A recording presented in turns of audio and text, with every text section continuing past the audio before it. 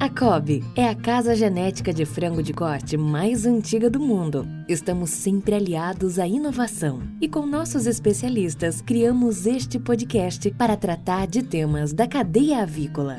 Está começando o Cobbcast, o podcast da cadeia avícola.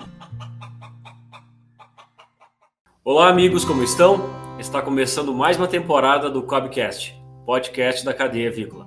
Sejam muito bem-vindos. Meu nome é Lucas Schneider, eu sou médico veterinário, gerente regional da Cobb do estado do Paraná. E hoje a gente vai trazer uma conversa com o nosso especialista José Luiz Januari. Mas antes de começar o nosso bate-papo de hoje, é importante lembrar que você que gosta do Cobbcast, siga-nos nas principais plataformas de áudio e nosso canal do YouTube. E não esqueça de ativar o sininho para que você seja notificado quando for transmitido um novo episódio. E nessa nova temporada abordaremos questões e vamos tirar dúvidas sobre o frango de corte.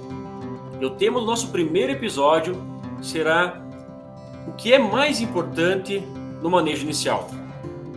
E quem vai estar comigo, é claro, é o José Luiz. Tudo bem, José Luiz? Oi, Lucas. Como vai? Como vai aí, um amigo? Cada um no lugar, em um lugar desse Brasil aí. E queria agradecer a todos que estão sempre ouvindo a gente no Cobbcast aqui. Vamos aqui iniciar essa terceira temporada de gravação. Já falamos de matriz, já falamos de incubação. Agora estou aqui com meu amigo Lucas, falando de frango de corte. E meu nome é José Luiz, eu estou com 19 anos na Cobb. E a gente vai aqui trocar uma ideia de manejo de frango de corte, né, Lucas? Exatamente, José Luiz. Então, pessoal, o José Luiz ele dispensa comentários a todos que estão na cadeia avícola nacional, o conhecem, a América Latina o conhece, né? O mundo conhece José Luiz Januário. Ele já está na Cobb há muitos anos, tem uma brilhante carreira e se aperfeiçoou nos últimos anos em ambiência para frango de corte e matrizes. Esse é o seu principal carro-chefe de trabalho. O José Luiz presta o trabalho atualmente como especialista de frango de corte para a América do Sul. Vamos lá, José. O que a gente vai falar hoje é um tema muito importante. Nós vamos falar de frango de corte, principalmente sobre a fase inicial. E a fase inicial ela começa muitas vezes, muito antes do que pensamos, né? A fase inicial ela começa no final de um lote. Mas o que isso quer dizer? Começar ao final de um lote. Eu gostaria, José Luiz, que você comentasse algumas coisas sobre essa questão de final dos lotes e início do próximo lote, falando um pouco sobre vazio sanitário. Qual a importância de termos um bom vazio sanitário, de conseguirmos terminar um lote com uma boa qualidade de cama, para assim, então, começarmos a dar o pontapé inicial do lote subsequente. Perfeito, Lucas. Excelente começo de discussão. Acho que tem que começar assim mesmo, né? A gente tira um lote de frango aí, 40, 45 dias, com uma temperatura desejada de 18 a 20 graus. E aí a gente está com um excesso de calor sendo produzido pela quantidade de peso que tem ali no galpão, né? E a gente vai ter a utilização de vento, vai ter a utilização de cooling, de nebulizador, e muitas vezes a cama está molhada, né? E está bem mais úmida. E daqui a 15 dias a gente vai alojar um pintinho de 35, 40, 45, 50 gramas. Então nada mais justo do que fazer uma boa preparação. Cuidar do lote anterior significa cuidar bem do frango inteiro, né? Da fase toda. Não só aquele frango que vai sair, mas qual vai ser a herança de qualidade de cama, quantidade de umidade, quantidade de matéria orgânica, quantidade de cascão, de pena que nós vamos deixar para o próximo lote de pintinho. E aí é por isso que você começou bem a pergunta, Lucas. A gente vai preparar um lote, a gente tem que retirar o lote anterior, já queimar a pena, já fazer um tratamento para os cascudinhos, tirar os cascões, tirar as molhanças, revolver a cama, usar a cal se você for fazer uma limpeza seca, fazer a limpeza, né, que seja seca, fazer a lavação se caso seja retirar a cama e vai ter que lavar a granja. Esse manejo de intervalo super importante, e a gente faz isso nesses 15 dias mínimos que a gente gostaria de ter como intervalo. para diminuir a umidade dentro dessa granja, para diminuir a matéria orgânica em excesso que a gente vai disponibilizar, oferecer para o próximo pintinho que vai ser alojado. É por isso que a maioria das empresas hoje tem uma orientação de técnico no manejo pré-alojamento. Tem que ter visitas pré-alojamento. Tem que olhar se o cara está revolvendo a cama, fazendo a fermentação da cama, colocando lona ou só enleirando, de acordo com a capacidade de trabalho que cada empresa decide fazer. Todo mundo fala, né, Lucas? O melhor veterinário de uma empresa no vazio é o próprio vazio sanitário, né? É aquele que controla a matéria orgânica a qual esse pintinho novo, recém-nascido, saído do incubador e do nascedouro, vai ser alojado numa cama. E aí é por isso que a maioria das empresas tem os seus protocolos, né, Lucas? De pré-aquecer essa cama, revolver essa cama, usar a cal. Se está no frio, aquecer no mínimo aí um dia, pré-aquecer um dia, porque afinal essa granja não tem mais aquecimento. Não era aquecido a cama do frango que acabou de sair. Então aquela cama está fria, ela precisa ser reaquecida. Por isso que a gente chama de pré-aquecimento. A gente faz pré-alojamento, a gente faz pré-aquecimento. A gente prepara para uma nova etapa de um novo pintinho que vai chegar. Super importante essa fase ser monitorada, né, Lucas? Exatamente, Zé Luiz.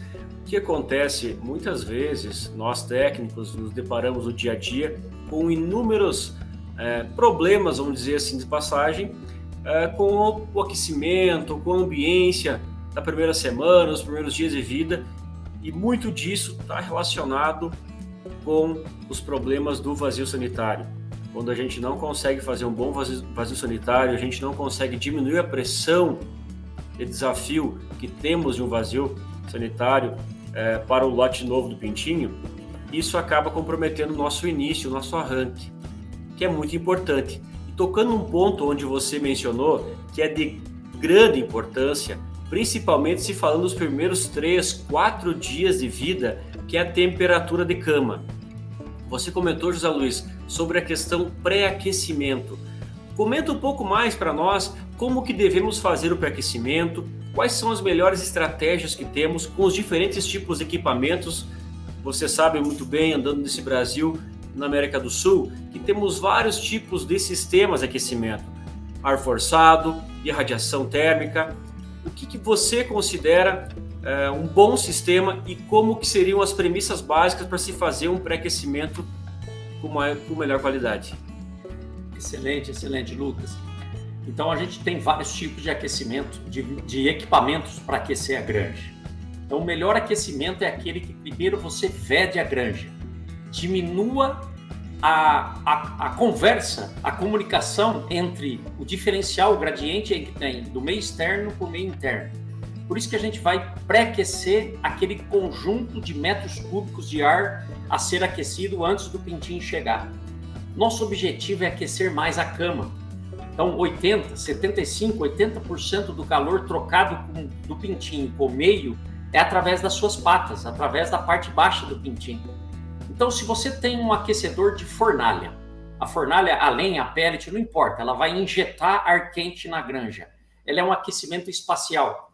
Ela aquece primeiro o ambiente, para depois esse ambiente ser aquecido na sua superfície, lateral, superficial e chegando no piso. O ar quente sempre vai subir. Então, cada vez é mais difícil do ar quente descer. E fazer ele descer é uma arte da gente dominar quanto tempo antes a gente vai ter que ligar essa fornalha. Então, de acordo com a capacidade de aquecimento, de acordo com o tamanho da granja, você decide quantas horas antes você vai ter que ligar um forno para pré-aquecer uma cama, para que a temperatura espacial aquecida atinja a cama, que é o que você precisa. Tem trabalhos aí que demora 2 horas no inverno para aquecer 1 centímetro de maravalha. Então imagine quanto tempo tem que aquecer uma cama de 10 centímetros no inverno frio. É no mínimo 12 horas, 24 horas. Então por isso que no inverno todo mundo faz mínimo 24 horas, até 2 dias antes, pré-aquecendo a cama com fornalha. Se você está aquecendo com campânulas, essa diminuição, que é um calor irradiado para o piso, vai chegar diretamente no piso mais fácil, menos horas são necessárias. Então vamos dizer, no inverno, uma fornalha precisa de 30 horas, 40 horas para aquecer um piso. E a campânula? Com 12 a 18 horas, a campânula já fez o mesmo trabalho. Só que a campânula é mais difícil de aquecer o ambiente, então você tem que deixar um tempo satisfatório. Então, quais são as estratégias? Vedar bem a cortina, fechar o aviário, diminuir a ventilação, exaurir na temperatura que você está pré-aquecendo. Então, você vai fazer um forno mesmo, que aqueça 40 graus lá dentro. É o momento que você tem físico para aquecer o ambiente da maneira mais rápida e mais eficiente possível. Então tem que respeitar essas características entre o tamanho do aviário, quão vedado ele é, a capacidade do forno, se é de campana, quantas campânulas tem, foi bem dimensionado. Então vamos usufruir desse aquecimento pensando em aspectos físicos para aquecer com antecedência da chegada do pintinho, né, Lucas? Exatamente, Zé Luiz.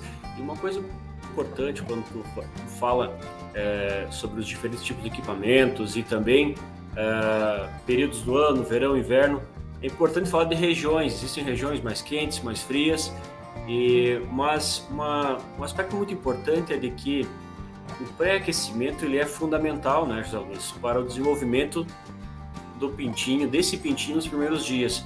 Então, muitas vezes, o que a gente observa é que alguns produtores, eles, por questões financeiras, eles não querem investir em pré-aquecimento, né? O que você fala um pouco sobre isso, para trazer um pouco uma relação entre o ganho que você vai ter com a utilização e a melhor utilização do pré-aquecimento? Sim. É um erro muito grande da nossa parte subestimar a importância de um pré-aquecimento. Muitas vezes a gente fala, né?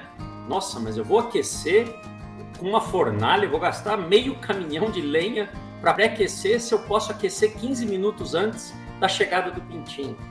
Lembra que esse pintinho sai do incubatório com uma temperatura corporal de 40 graus. Ele entra num caminhão a 24 graus. Ele é transportado à granja e ele entra numa granja cujo piso deveria estar a 32. Já estamos brigando contra a temperatura dele, que é de 40 graus. Então, nada mais justo do que a gente oferecer para ele a quantidade certinha de calor para que ele chegue na granja e pise numa cama de 32 graus, por exemplo, que é a temperatura que ele chegou da patinha na caixa que veio do caminhão. Só que se você pré-aqueceu só 15 minutos antes de chegar o pintinho, e ele tem um mecanismo de ciscar, de ocupar o espaço, de ser distribuído, e aí está um dos grandes segredos, chegar no manejo inicial e ver o pintinho bem distribuído, é porque você pré-aqueceu de maneira uniforme, não somente em longitude, em área, em metro quadrado de oferecimento de temperatura boa, você aqueceu em profundidade. O pintinho pode ciscar que ele vai ver os mesmos 30, 32 graus na cama. Se você der isso com 15 minutos, você não consegue fazer isso, essa profundidade da temperatura. Por isso que é um erro muito grande economizar lenha para não pré-aquecer e receber o pintinho e em 15 minutos ele já ciscou e já tirou aqueles 32 graus. Já foi para os 25, 26. Quanto mais longe dos 30, 32 graus de piso, mais longe vai ficando a temperatura corporal dele da ideal que ele deveria estar. Então é um erro muito grande, né, Lucas? Você não administrar o pré-aquecimento, querendo economizar lenha, uma falha muito grande que a gente vê nos manejos, e os melhores produtores já falam isso. Eu não estou nem aí em gastar a lenha do pré-aquecimento. Eu vou ter isso em peso de 7 dias. Eu vou ter isso em uniformidade. E isso é o que nós devemos pensar, todos deveriam pensar, né, Lucas? É um investimento, né, José Luiz? Um pouco sobre isso, eu gostaria que tu comentasse agora sobre essa questão dos primeiros dias. A gente sabe, nós todos brigamos e no dia a dia a gente quer fazer com que o pintinho se alimente, que a forma com que ele vai ganhar peso é através da alimentação, via água, via ração. Então comenta um pouco para nós os pontos importantes que você considera na chegada do pintinho, da preparação da estrutura e também desses primeiros dias, o que é importante e o que é mais importante que seja uma prioridade para que os produtores se atenham e consigam retirar, sim, os melhores pesos, as melhores uniformidades desses lotes. Perfeito. Lucas, quando o pintinho vai chegar e ele quer pisar numa temperatura de 32 graus, a gente tem que oferecer isso pensando no quesito temperatura. Na nossa visão, e está em todas as palestras, em discussões de manejo, no nosso manual, o objetivo principal é manter ele homeotérmico. Ele já não é um animal homeotérmico perfeito, ele é homeotérmico incompleto até 21 dias. Então cabe a nós, artificialmente, através de equipamento, ajudar ele a ser homeotérmico completo. Então o que a gente faz? A gente põe papel, no mínimo 50% da granja, para distribuir a ração em cima desse papel. Oferecemos uma quantidade de pintinho pelo comedouro que tu escolheu. Então tem lá um comedouro pequenininho, cabe 32, 35 aves por prato.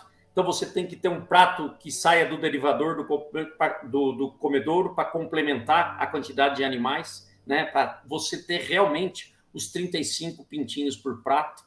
Então, se o prato é maior, você pode ter mais pintinhos por prato, e todo mundo já sabe que tem que ter uma quantidade certa de comedouro, tem que ter uma quantidade certa de bico de nipo, se a granja for de nipo, e a gente fala ali de ter um tamanho de pinteira com uma densidade preparada entre 45 e 60 aves por metro quadrado, e o limitante do tamanho, Lucas, é a quantidade de nipo que você tem. Então, a gente faz o tamanho da pinteira para ter, no mínimo, 25 a 30 aves por bico de nipo. Então a minha área tem 50 metros. Quantos bicos você tem? Eu tenho bico suficiente para 30 aves. Verão, 25 mínimo aves por nipo, e inverno pode chegar a 30 tranquilo, né? Então a gente faz o tamanho do pinteiro, põe papel, e aqui vai uma observação, né, Lucas? Estamos na América do Sul. Estamos num lugar que a gente não tem preguiça de trabalhar. Nós temos mão de obra para fazer, nós temos gente que fica andando na granja várias vezes. Nós somos os únicos países do mundo que tem gente sempre andando na granja, distribuindo 8 vezes a ração em cima do papel. Nós temos que lembrar que um pintinho deve comer na primeira 24 horas 25% do seu peso, né, Lucas? Então, se o pintinho chega com 40 gramas, ele tem que comer 10 gramas de alimento nas primeiras 24 horas.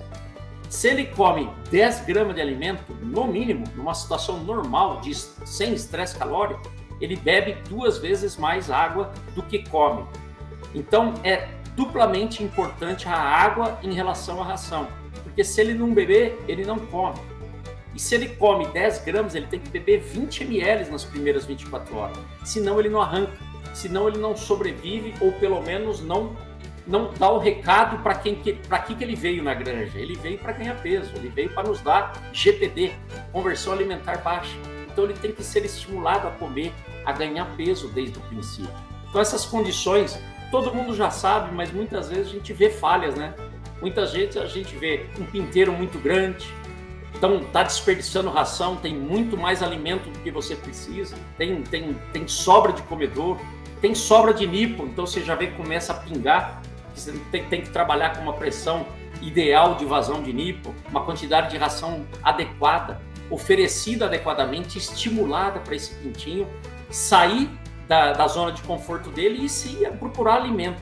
Então tem que ter um conjunto de ambiência com equipamento muito bem tramado dentro da granja para que esse pintinho evolua, né, Lucas? Exatamente, José Luiz. Esse é um tema que a gente pode falar aqui sobre horas, dias. Existem muitas minúcias da chegada do pintinho. Como comentamos agora, a gente fez um gancho entre vazio sanitário, preparação das estruturas, pré-aquecimento, falamos aí sobre a importância de alimentar-se no primeiro dia. É um conjunto de fatores, né, José Luiz, que muitas vezes, e eles são, é claro, elos de corrente que se quebram no caminho e que aí mostram as consequências, como uma mortalidade elevada de pintinhos, como um baixo desempenho de peso, ou mesmo uma alta refugagem, uma uniformidade ruim. Então é um conjunto de fatores, né, José Luiz? Dentro disso, eu quero colocar mais uma pimentinha aí, que está relacionada com o quê? Eu quero que você explane um pouquinho sobre a tua opinião em relação à questão. Vamos pensar que estamos numa situação de que fizemos um bom vazio sanitário, fizemos um bom pré-aquecimento, e aí chegou a hora de nós mantermos a temperatura do ar, né, nesse pinteiro, nesse galpão. Então comenta para nós um pouco esse equilíbrio entre temperatura de ar nessa primeira semana, nas primeiras semanas, e também qualidade do ar. Sim, Lucas, essa é excelente pergunta e na verdade a pergunta mais polêmica, cujas respostas são mais polêmicas, né? Na nossa visão sempre assim, você vai ler qualquer livro, qualquer trabalho, qualquer manual, você vai ver a resposta. O que é mais importante, temperatura ou qualidade de ar? Tudo é importante, mas eu vou focar aqui um ponto que eu acho que é muito legal da gente interpretar. Essa é a nossa opinião e é assim que a gente trabalha. E você acha que compactua da mesma opinião, né, Lucas? Depois você também fala, tá? Mas na minha opinião, sempre focar primeiro na temperatura. Por que focar na temperatura? Então, o que é mais importante? Se você dá a temperatura adequada para o pintinho, se você dimensionou bem a granja, se você pré-aqueceu, se você pôs uma ou duas fornalhas, se você aquece com campânula e pôs o número de campânulas suficientes, você está dando prioridade para ele cumprir a premissa de se manter homeotérmico. Quando você dá importância para a temperatura, abre o leque para fazer a ventilação que você necessita. Então sempre a gente tem que dar primeira importância para a temperatura. Quem dá importância só para a qualidade de ar, normalmente esfria a granja. E normalmente a gente subestima um pouco o aquecimento, né? Quando você não subestima, você dá a temperatura correta, você busca os 32 graus de cama, pontos de 35, 40, então perto da fornalha está 40. Se o pintinho está com frio, ele caminha por um lugar que a cama está mais quente.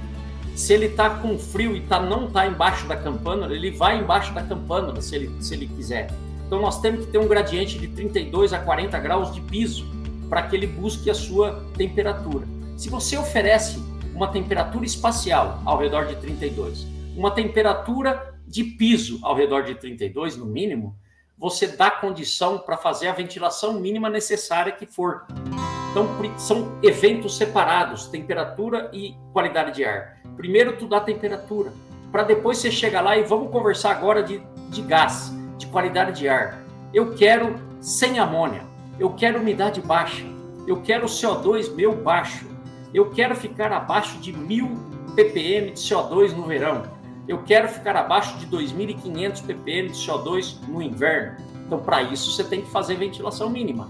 Aí você está lá 1 minuto ligado e 4 minutos desligado numa granja de pressão negativa e os exaustores estão trabalhando assim, 2 exaustores, 1 minuto ligado e 4 desligado. Estou com 600 ppm de CO2. Sim, só que está com 29 graus de temperatura de cama. Então o que você deixou? Você deu prioridade para a ventilação e esqueceu que você poderia ter baixado um pouquinho a sua ventilação e tentado manter os 32 graus. Ou seja, no meu quesito, nós temos que manter primeiro a temperatura adequada para que depois você faça a ventilação mínima que você precisa fazer. Você abre a cortina num ambiente de pressão positiva ou liga o exaustor no ambiente de pressão negativa, mas você já fez a premissa de manter o aquecimento da granja.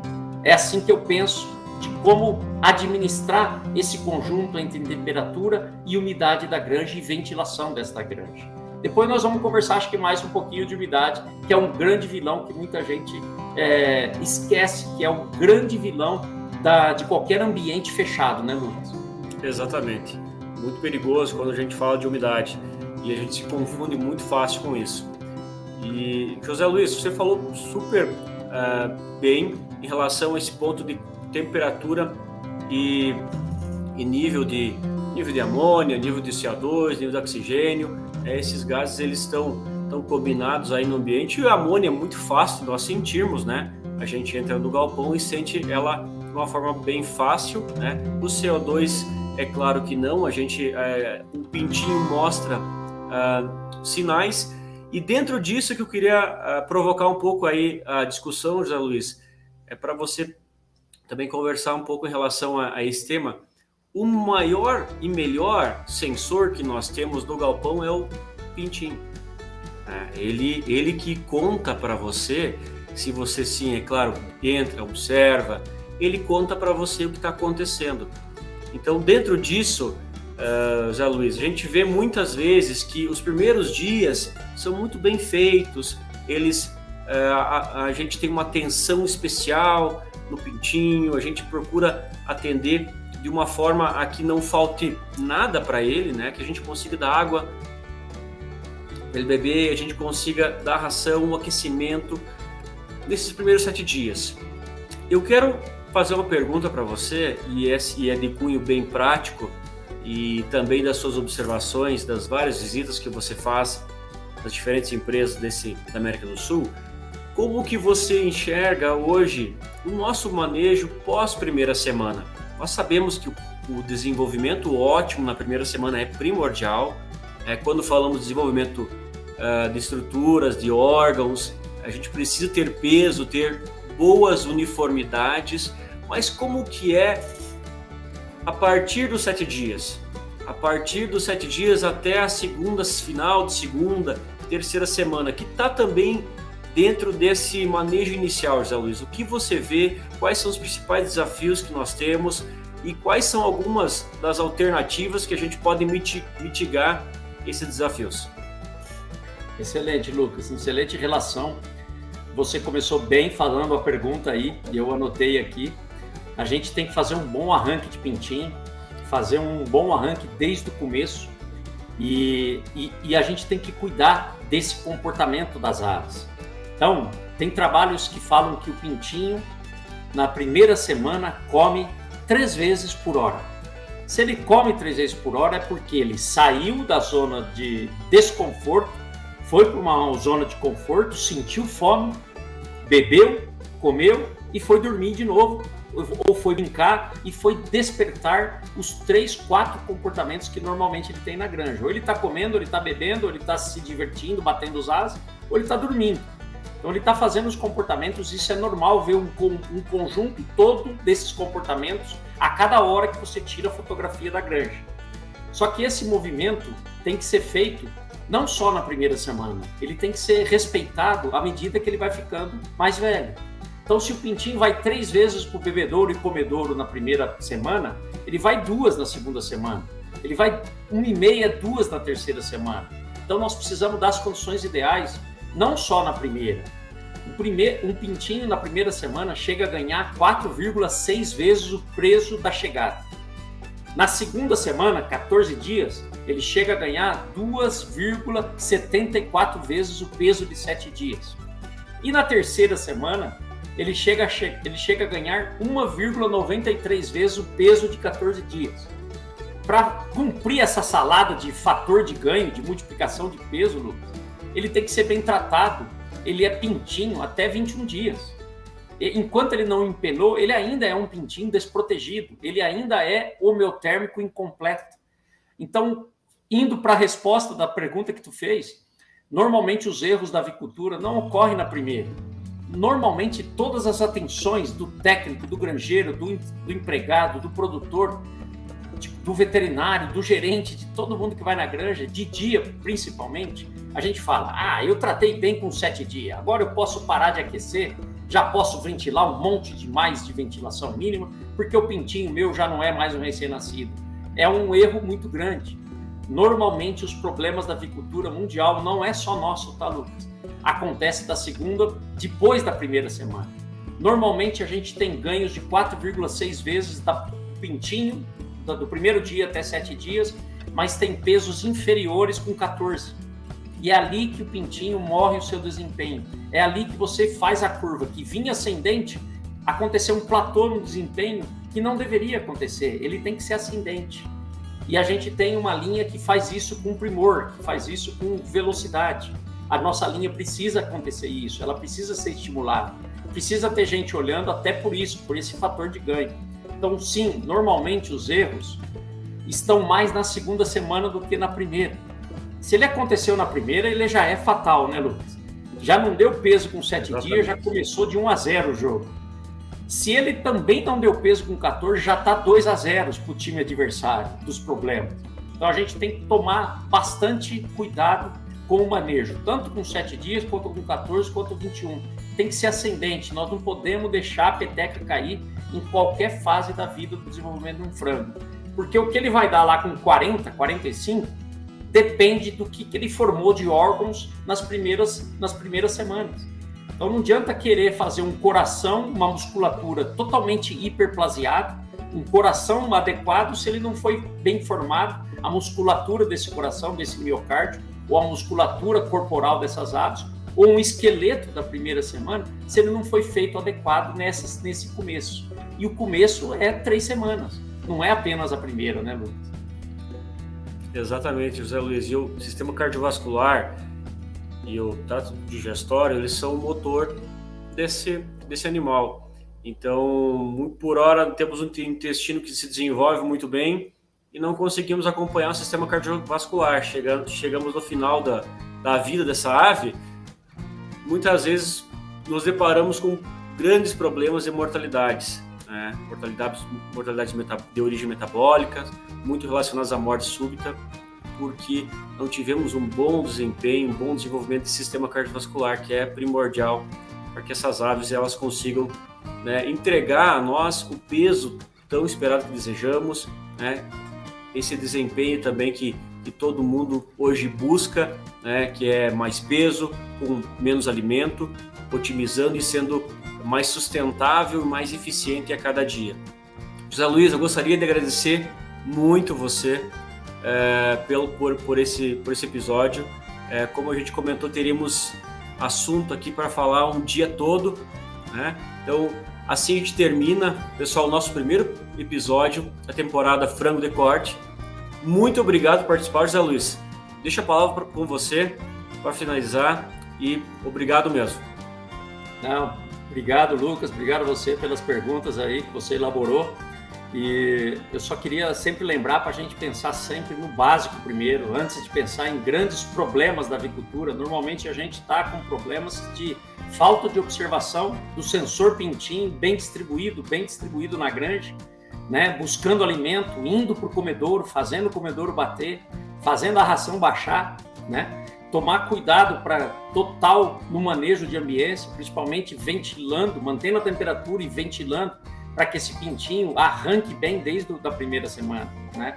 Cuidar das primeiras semanas é essencial e todo mundo já sabe a importância, mas cada vez mais que a gente ratifica isso, confirma esses manejos iniciais, que é o que a gente pode mexer, porque na última semana é dar ventilação, controlar a umidade para não deixar o ambiente ficar totalmente inóspito para um frango de corte. A gente tem que cuidar do arranque para que isso aconteça. Agradecer a todos os ouvintes aí do Cobcast, que está sempre conosco, nos acompanhando, né, Lucas? Obrigado aí por estar com a gente. José Luiz, mais uma vez, muito obrigado. E claro, exatamente isso, gostaria de agradecer a todos que estão acompanhando o Cobcast, que é um lugar para compartilhar nossas experiências, tirar nossas dúvidas sobre o mundo avícola. E se você tiver alguma dúvida, envie perguntas para nossas redes sociais e nós vamos responder a vocês. Então, mais uma vez, a todos, muito obrigado.